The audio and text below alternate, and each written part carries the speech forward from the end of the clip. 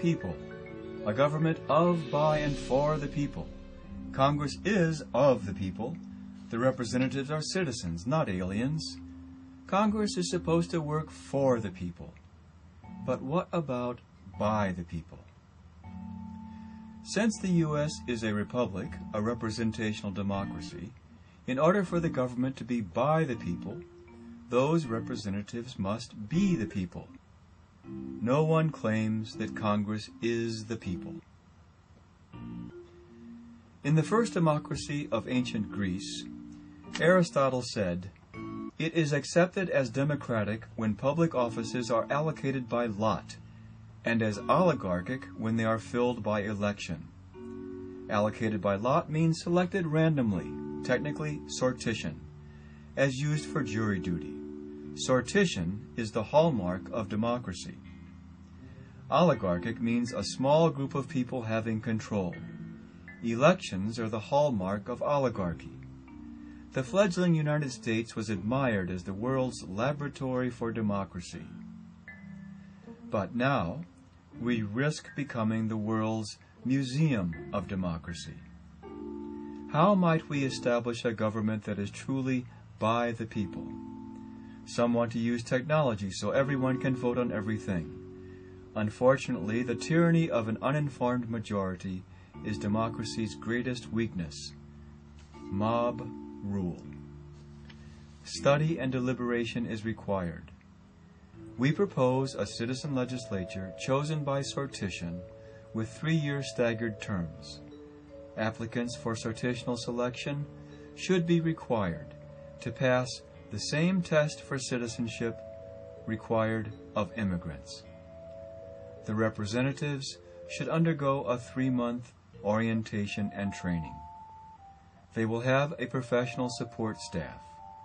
They should receive adequate compensation. Random selection will produce an accurate representation of the people because of probability theory. The law of large numbers guarantees that by randomly selecting from a large population, a near perfect proportion of that population will result. A citizen legislature will include the full spectrum of the people. Their experiences and knowledge will be much broader than the narrow world of professional politicians. Furthermore, sortitionally chosen representatives will have twice as much time to deliberate, since they won't be on any campaign trail to raise money. These factors will ensure that they will capably confront and pierce through the tricks and lies that all lawmakers must face. In order to avoid reinventing the wheel, the citizen legislature will draw upon the vast and enduring institutional memory held by citizens' organizations, journalists, scholars, and the courts. Sortition avoids the greatest weakness of the electoral system, namely, restriction of office holding to a small and unusual segment of the population, those who seek the power of political office. In the sortitional system, no ballot is used in order to select from among all of the willing and the able. Access to the democratic process increases. More segments of the population gain a voice. There will be a few bad apples, in proportion to those in the lot. Overall corruption, though, will be less. The legal bribes called campaign contributions will be no more. False promises and bringing home the bacon will no longer be required. Without the influence of parties and patronage, the legislature's internal ethics committee will be stronger. If the public wants to throw the bums out, they can do so through existing procedures of recall. And of course, the criminal justice system remains. Insulated from special interest groups and freed of allegiance to factions, decisions can more easily be based on reason and equitability. All for one and one for all.